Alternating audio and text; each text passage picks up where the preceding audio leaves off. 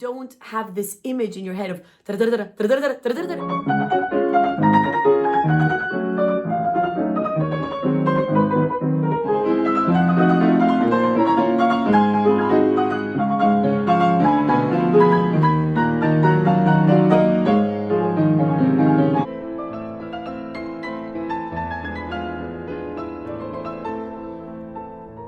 Hi, this is Danae, and today's video is about octave repetitions in Franz Liszt's Rigoletto Paraphrase.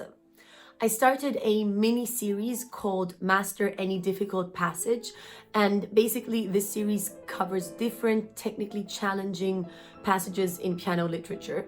I already did a video on the famous octave passage in Schubert's Wanderer Fantasy and another one on the octave jumps in Clara Schumann's Piano Concerto. I can link both of them down below in the description box if you want to check them out. And today I wanted to cover the octave repetitions in Franz Liszt's Rigoletto Paraphrase. Before I get into any exercises, I think it is important to know the context of this piece. I'm sure most of you already know it, but of course Rigoletto is an opera, and this Rigoletto Paraphrase is a piece that has taken different themes from arias of the opera and has put them into one big virtuoso piece by Franz Liszt. And when I started learning this piece, which is already quite a while back, I of course watched the opera and first of all understood which melody comes from whom, who sings which melody, and what kind of meaning is behind these melodies. And to me, even in that passage where the octaves start repeating themselves very quickly, it really helped me to just simply have in mind this is actually something that is sung by a singer. Of course, not the repetition, but the melody itself. And that kind of gave me the sense of melodic line that takes my mind off the technical difficulty and keeps it focused on creating a musical phrase, which really helps. Since this passage is technically quite demanding in both hands, the first thing that I would recommend doing is definitely practicing the hands separately. Specifically, the left hand is the hand that I practice quite a lot because when playing it through and when playing it on stage, of course, we are going to focus on the right hand that is doing the hard octave repetitions. So the left hand has to somehow have formed some kind of automatic movement and be able to play it on its own without us really giving it a lot of thought. So for that, I would start by practicing the jumps and securing the chords so that the fingers really know where they are going. So basically, start out by doing some slow run-throughs, then practicing the jumps, securing the chords, and then doing some faster run-throughs of the left hand alone.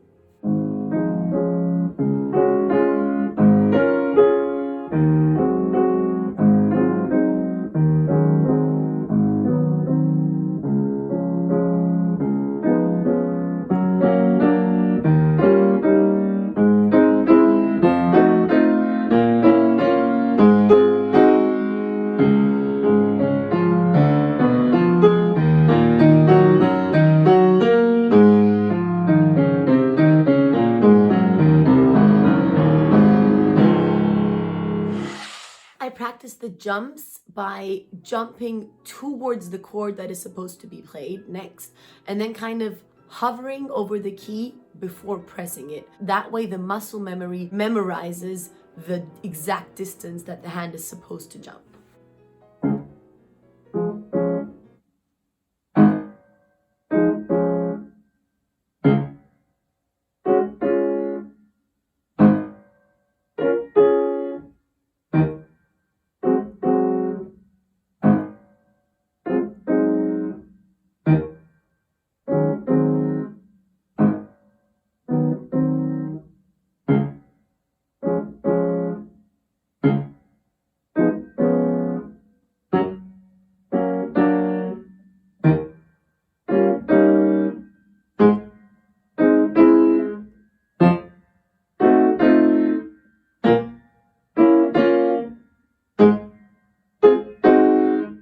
Since it's always one octave and then two chords that are following this octave, I would also repeat those chords a couple of times, especially towards the end when they're getting more complicated and they usually have 4 voices.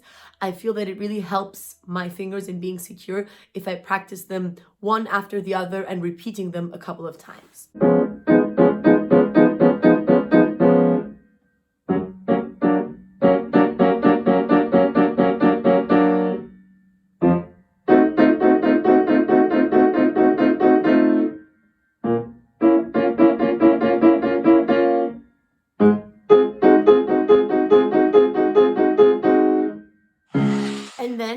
always playing the hand through in tempo with the musical line. I think this is so important to keep the musical line going, to keep the character going, not to feel that you're doing a technical exercise, because when you're playing it through together with the right hand, you will be feeling the character and the music as well. So when practicing the hand separately, you also need to be feeling it. Otherwise, it's going to be a strange, unfamiliar feeling when you put the two hands together.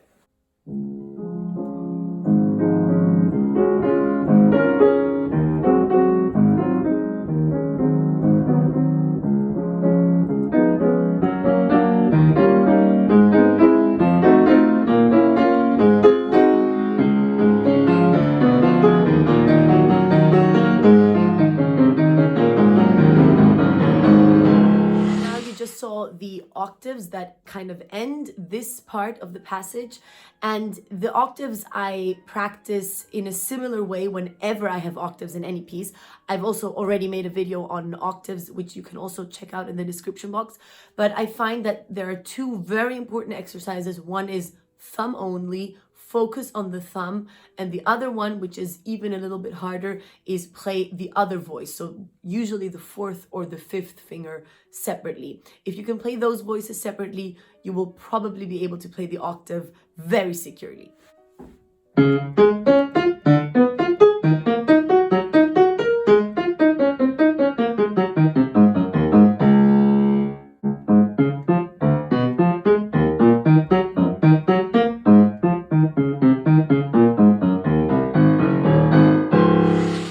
And as you can see, when I play the thumb on the black keys, I try to kind of turn it in a way that it is lying horizontally on the keys and not press it as I would press a white key. So kind of like this instead of this, simply because it gives me more security that I will actually get the key correctly and not, for example, just slip to the left or to the right. So whenever I have octaves on black keys, I really make a point of turning my thumb around and playing it like this. Now for the right hand, I focus on the melody, as I already mentioned before. I try not to think too much about every single repeated note, and rather imagine that it is the phrase that comes before, where the right hand plays simply melodic octave.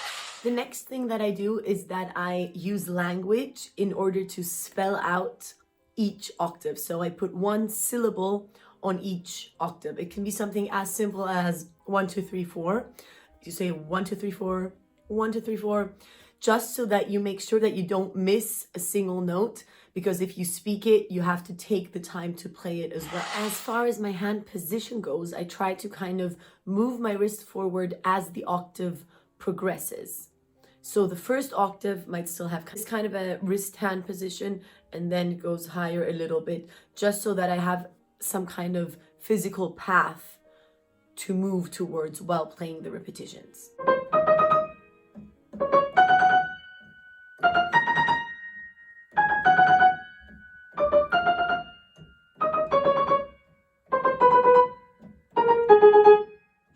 Then, similarly to the left hand, I practice the jumps and I practice securing the chords. So especially towards the end, when there is a jump after every second repetition, I always play the jump, hover over the next chord, then play it, so that my hand again kind of automatically memorizes the physical distance that it has to go.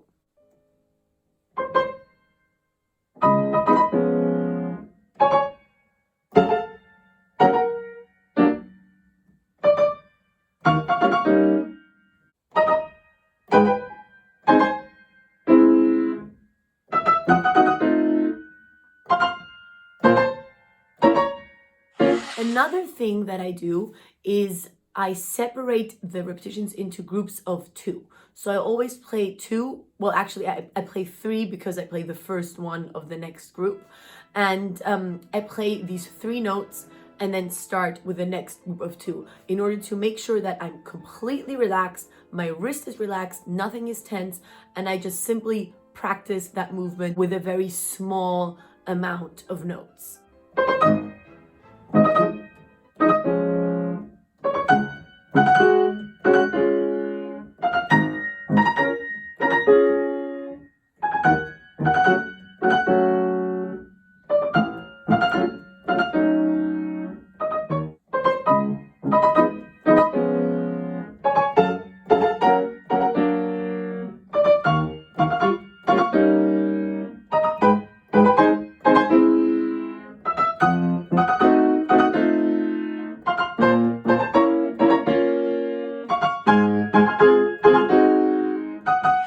One secret to really playing this passage comfortably, I find, is that you relax and release any tension immediately in those very little and short pauses that you have.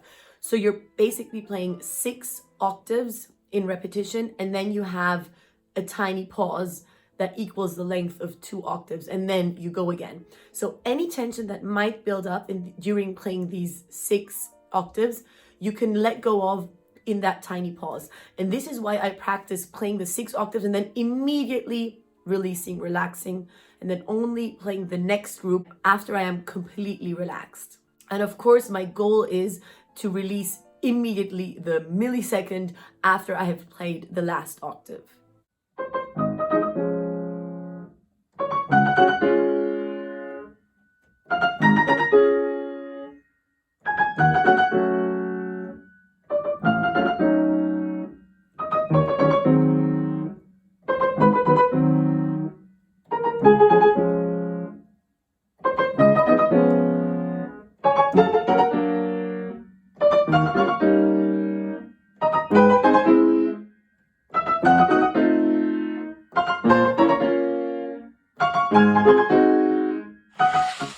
Another thing that I would like to mention is to feel the distances. This kind of goes hand in hand with what I was talking about before, practicing the jumps and kind of hovering over the next octave. But what I really want to stress is that we don't get the feeling of having to jump somewhere and catch a certain note, but rather that we kind of move from below, feeling every key. This is why I also try not to jump from octave to octave, but take the road of minimal movement, not like this, but on the keys, and somehow give me this feeling of security that I'm moving along the keys, that I can almost count them. Of course, this is more a psychological thing. Of course, I'm not counting the keys at that speed, but it's also a thing of minimal movement. You save time by not doing this and rather moving along the keys.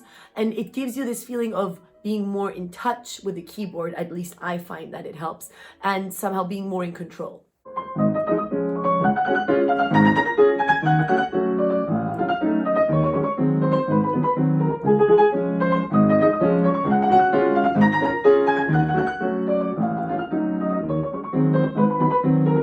Another thought that I find very important and very helpful is to remind yourself that this passage is actually not extremely fast. It's not about playing it super quickly, and the tempo that you're in at the end is actually also not that fast. The left hand plays something like da dum da dum da dum da dum da dum. Maybe if you're at a very fast pace, da dum da dum da dum da dum da dum da dum da dum da dum, and the right hand does, of course, double speed, but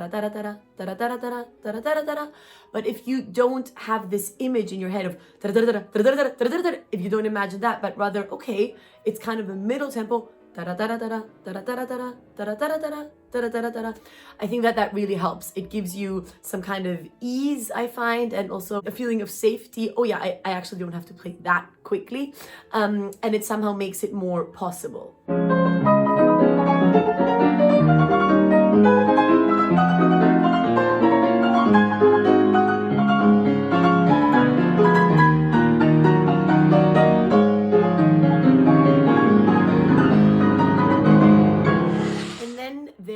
The octave bit at the end, which is where the both hands play octaves simultaneously. Actually, the right hand is playing chords and the left hand is playing octaves. I already said that the left hand I would definitely practice with thumb only and fourth and fifth finger only, and I would do the exact same thing for the right hand. First thumb only, and then the thirds with the fingering 4-5 and 3-5 according to what you're doing separately before putting them together.